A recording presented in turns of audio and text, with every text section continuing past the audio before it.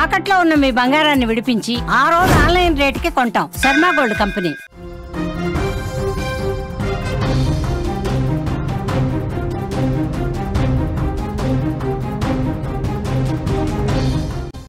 Big breaking news చూస్తున్నాం. లోకేష్ కృషి ఫలించినట్టుగా తెలుస్తోంది. నేపాల్ నుంచి క్షేమంగా ఏపీ వాసులు వస్తున్నారు. లోకేష్ చొరవతో ప్రత్యేక విమానాన్ని కూడా ఏర్పాటు చేయడం జరిగింది. ప్రత్యేక విమానంలో నేడు వారందరూ కూడా రాబోతున్నారు. మొత్తం నేపాల్లో 217 మంది తెలుగువారు చిక్కుకున్నారు. అందరినీ కూడా తీసుకొచ్చేందుకు చర్యలు ప్రారంభించారు. ఇప్పటికే పలువురు ఇండియాకి వస్తున్నట్లుగా కూడా తెలుస్తోంది. వందలాది కుటుంబాలు కూడా ఊపిరి పీల్చుకున్నాయి. లోకేష్ పనితీరుపై సర్వత్రా ఇప్పుడు ప్రశంసలు వెల్లువెత్తుతున్నాయి. ప్రజలకి కష్టం వచ్చినప్పుడు వెంటనే ముందుకొచ్చి నిలబడే నేతలే నిజమైన నాయకులు అంటాం.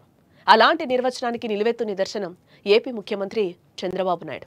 ప్రకృతి విపత్తులు సంభవించినా, దేశ విదేశాల్లో ఊహించని ఘటనలు, అల్లర్లలో తెలుగువారికి కష్టం వస్తే ఆయన చూపించే తెగువ, ఇచ్చిన భరోసా, వన్నంటి నిలిచిన తీరు గురించి చెప్పుకోనక్కర్లేదు.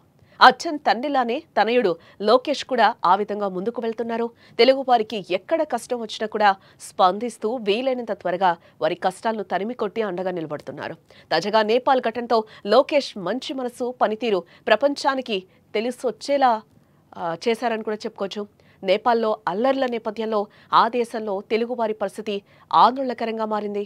దీంతో రంగంలోకి దిగిన లోకేష్ ఆ భయాన్ని దూరం చేస్తూ మీ ఆందోళన నా ఆందోళనే అన్నట్టుగా రాత్రింబవళ్లు కూర్చొని వారిని క్షేమంగా ఇంటికి తీసుకొచ్చేందుకు నడుం బిగించారు. రాజ్యసభ సభ్యుడు సానా సతీష్ బాబు అలాగే కొంతమంది ఐఏఎస్ అధికారులతో కలిసి ఈ రెస్క్యూ ఆపరేషన్ కూడా కోఆర్డినేట్ చేస్తూ క్షేమంగా రాష్ట్రానికి రప్పిస్తున్నారు యువనేత. నేపాల్లో చిక్కుకున్న వారితో వీడియో కాల్లో మాట్లాడి మీకు మేమున్నాం, భయపడకండి అని కూడా లోకేష్ భరోసా కల్పించిన గంటల్లోనే చర్యలు ప్రారంభించారు. ప్రత్యేక విమానాలు ఏర్పాటు మొదట దేశంలోని తర్వాత మన తెలుగు రాష్ట్రాల్లోకి రప్పించే ఏర్పాట్లు షురూ అయ్యాయి. మొత్తం 217 మంది 12 ప్రాంతాల్లో చిక్కుకుని సాయం కోసం ఆర్జించగా అందరినీ క్షేమంగా తీసుకొస్తున్నారు. ఇప్పటికే 22 మంది క్షేమంగా ఇండియాకు చేరుకున్నట్లుగా కూడా మనకి బ్రేకింగ్ న్యూస్ లో సమాచారం అందుతుంది. మరికొందరు మార్గ మధ్యలో ఉన్నారు. సాయంత్రానికి అంతా వచ్చే అవకాశం కూడా కనిపిస్తోంది. ఇక్కడ లోకేష్ చొరవతో వందలాది కుటుంబాలు ధీమాగా ఉన్నాయి, సంతోషంగా ఈరోజు ఊపిరి పీల్చుకుంటున్నాయని కూడా మనం చెప్పచ్చు.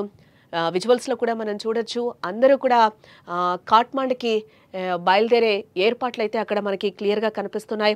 మంత్రి లోకేష్ చొరవతో నేపాల్లోని పొఖారా నుండి 10 మంది తెలుగు పౌరులు మధ్యాహ్నం కూడా ప్రత్యేక విమానంలో కాట్మాండ్కు బయలుదేరినట్లుగా కూడా మనకు తెలుస్తోంది. వారంతా కూడా కొన్ని గంటల్లో కాట్మాండ్ చేరుకుంటారు.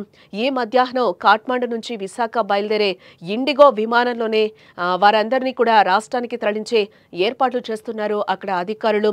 కాట్మాండ్ నుంచి ఏపీ పౌరులను రాష్ట్రానికి రప్పించేందుకు అన్ని ఏర్పాట్లు కూడా పూర్తయినట్లుగా కూడా మనకి తెలుస్తోంది.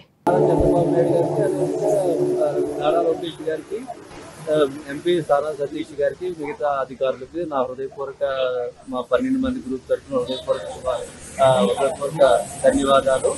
Okay, we are being evacuated today from సిబికోట్ and will reach Lucknow to Hyderabad to Vijayawada. Thank you.